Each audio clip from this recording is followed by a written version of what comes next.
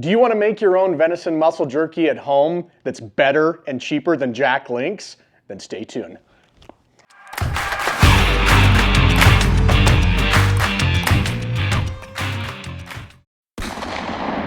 Hey folks, welcome back to the channel. So today is muscle jerky day. We've got 57 pounds of deer meat back here waiting to run through the slicer, and we are going to season it and make it into muscle jerky. So we are using our kitchen island here just because it's a nice big area to lay out everything and season all the meat. So moving over here, we've got 6 bags of already trimmed out deer meat. These are all the prime cuts off the rear quarters, even the back straps, those sorts of things. We like our muscle jerky, so we use as much of the meat as we can for that and then put everything else into grind. So with that, on the seasoning, we are using High Mountain, and we've got 2 different flavors here, sweet and spicy and cracked pepper and garlic. You can find this in almost any store, whether it's Walmart, Menards, Tractor Supply, any of those. You see this just about everywhere, even at a lot of grocery stores. They have a lot of different flavors, but over the years, we've tried most of them, and these are the 2 we like the best, so we've just kind of stuck with that. Okay, so to get started with, we're gonna start getting this meat unbagged. So as I mentioned, it's been out of the freezer for about 24 hours, so it's just starting to thaw here. So one of the things that we found works really well is in these meat lugs, Lem sells these trays. This is a great way to keep the meat up out of the blood. So we're gonna take this bag and we'll just start dumping some of these in here. So we know we've got some really nice big cuts here. These actually look like a couple of back straps. You can see it's still a little bit icy, which is perfect for slicing. It runs through the slicer really well like that. So Lee's got another bag here. We're just gonna set this in the sink. Let's go ahead and get some of this in here. Next thing we're gonna do is just start slicing through this. So we'll just kind of walk through. So here's just a chunk of meat. And so we're just gonna set it on here. Lee's gonna hit the power button on this.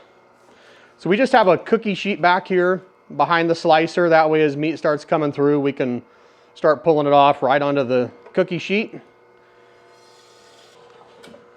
So the slicer is key to this process. I know a lot of folks try to hand slice jerky meat, which is fine if you're doing small quantities. Like if I'm just gonna take 1 or 2 roasts off a rear quarter and hand slice those for jerky, perfect. But when we've got 60 pounds of meat, the slicer makes all the difference. Okay, so let's shut it off. So with all of these, we're gonna end up with pieces like this at the end, which are this is just gonna go in the grind meat. So I'm just gonna take this metal tub and we'll just, anything that comes out. So we'll kind of show you here. This is how the meat comes off the slicer. So roughly a 1/4 inch thick, but just a nice lean piece of venison there. All right, so essentially that's the process. We will just start ripping through a few more of them here.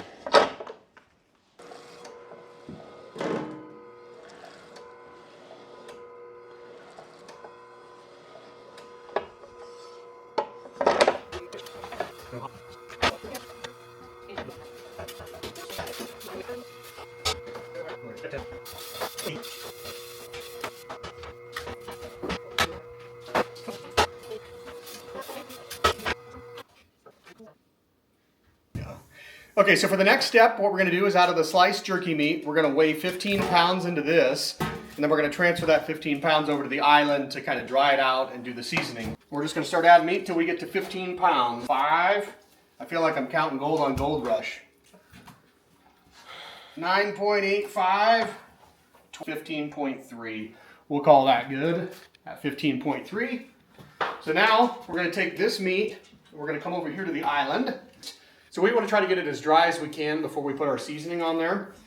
So this is where the island works good. We can lay out a bunch of paper towels, and then we're just going to start taking this meat, laying it out here on the paper towels.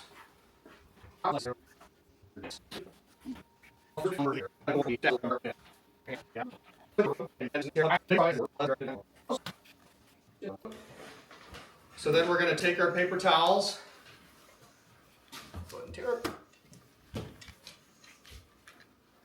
We're gonna roll them out over here. Go that way with it. Whoop.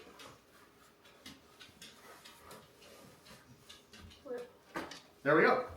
So now, just what he's doing.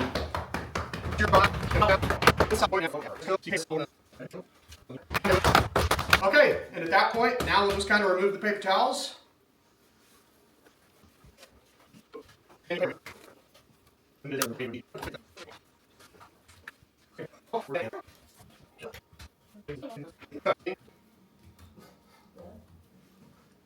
Okay, so our next step is we're going to mix some seasoning. So I'm just going to grab this package of sweet and spicy seasoning.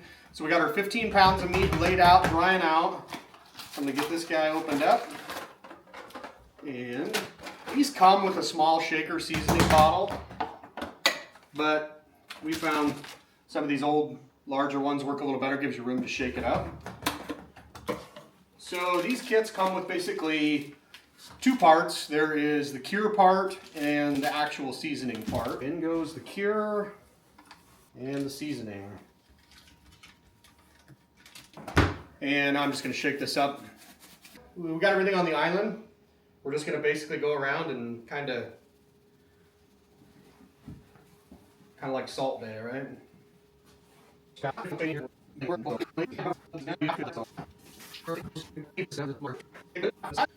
And now we will just keep track of where you're at. Flip all these pieces over.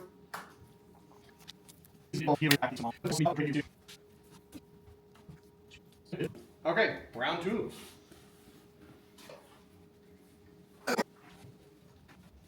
Good. So now, since we've got all sorts of seasoning on all these little gaps between there, this is why we just kind of ball it all up. And then, so we still have a lot of seasoning around here. So you can just take some meat and use it like a paper towel, wipe all that seasoning to the center.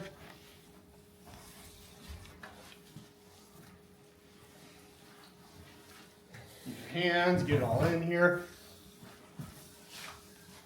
All right, we got it all, there's a little bit on the corner there. Okay, so now you can just kind of get your hands in there and turn it up. Get all that, because we want to try to coat as much of the meat as we can there. There we go. All right, and now the final phase, you two keep doing that. One of you come on one side and one of you on the other. So while they do that, I'm just gonna take what seasoning I have left.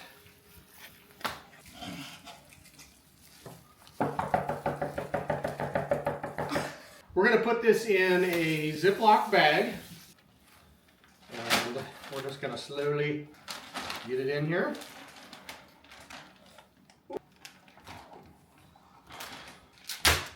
So now what we're going to do, we're going to do our other two, the rest of our meat, but essentially what we're going to do is we're going to put these in the refrigerator overnight.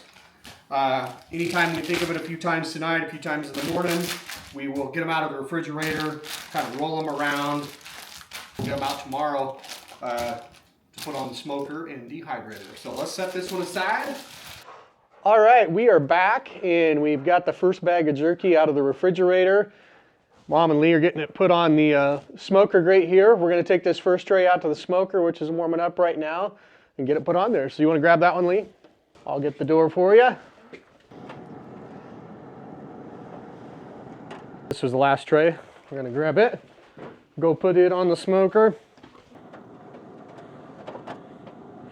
There we go. So we got a pan of water down here in the bottom of this Pit Boss vertical smoker. Buttoned up. Looks good, huh? Yep. Okay. All right, so we have all of our muscle jerky wrapped up. Unfortunately, when we took most of it off the smoker, it was at night, so we didn't get any good footage of it coming off the smoker. This batch turned out really good. We actually ended up not putting any of it on the dehydrator as we've traditionally done. Usually we start with some of it in the smoker to get it a good smoke flavor, and then we finish it off on the dehydrator until it kind of gets to the consistency we like. But this year, we were able to rotate the shelves around in the smoker, keep everything really even, and we're really pleased with how it came out this year on just the smoker.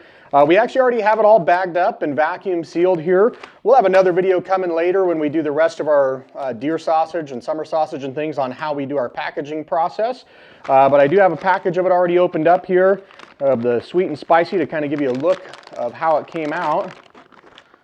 So you can kind of see on this piece here, it's nice and moist and pliable, yet it's still done on the inside. All of this came out really good. Having that slice at a consistent thickness there makes it smoke evenly, and that smoke flavor in there just adds a whole nother level to the jerky beyond the seasoning that comes in there. So if you're looking to do muscle jerky, this is an excellent way to do it. Give it a try. You won't be disappointed.